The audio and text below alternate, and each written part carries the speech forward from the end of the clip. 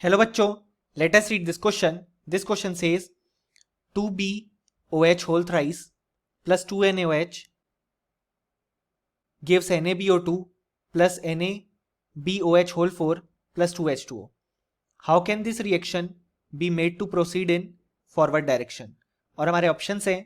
Option A addition of cis 1,2 diol, option B addition of borax, option C additions of trans 1,2 diol, option D addition of Na2HPO4. So इस question को solve करने के लिए हमें जो की concept required है वो है reaction of boric acid with NaOH. सो हम देख सकते हैं कि बोरिक एसिड की जो रिएक्शन है वो NaOH के साथ हमें दी गई है. सो अगर हम इसे फिर से लिखें तो हम बोल सकते हैं कि 2BOH whole thrice plus 2NaOH gives NaBO2 plus NaBOH whole 4 plus 2H2O.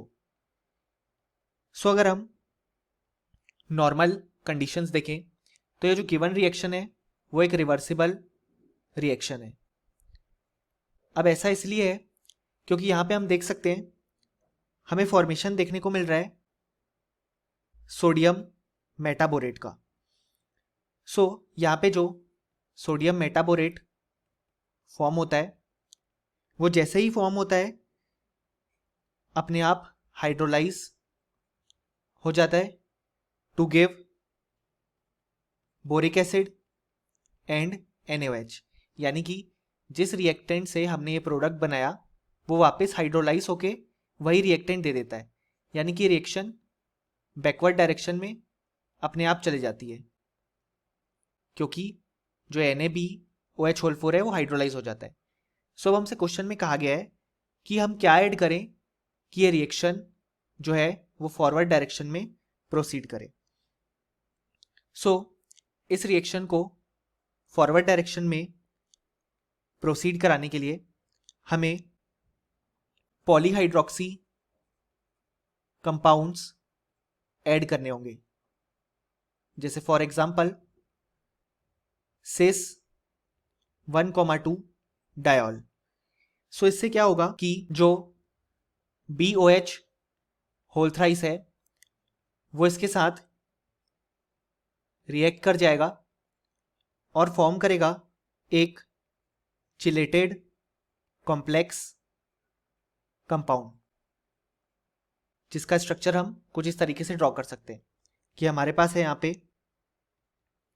BOH whole thrice, वो जब कंबाइन करेगा सिस 1,2 डायोल के साथ जिसको हम यहाँ पे ड्रॉ कर सकते हैं CH2OH CH2OH, इस तरफ भी CH2OH CH2OH.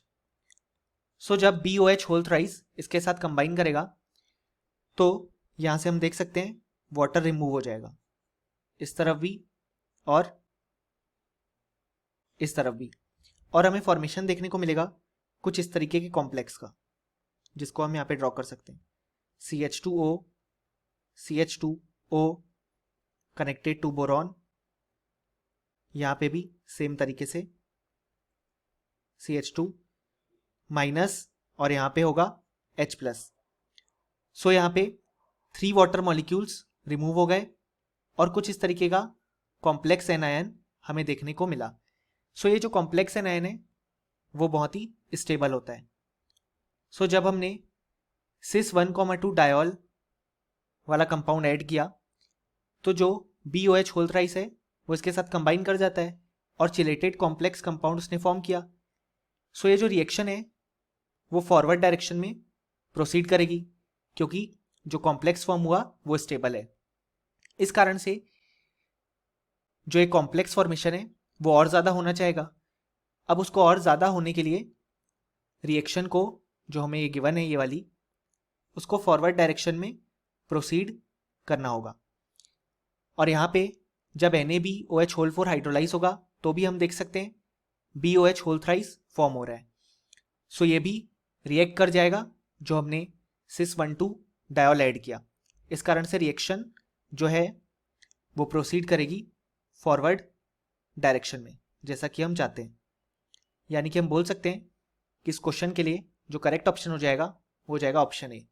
और फाइनली हम ये लिख भी सकते हैं कि इस क्वेश्चन का जो करेक्ट आंसर है वो है option A. Hope you understood well. Best of luck.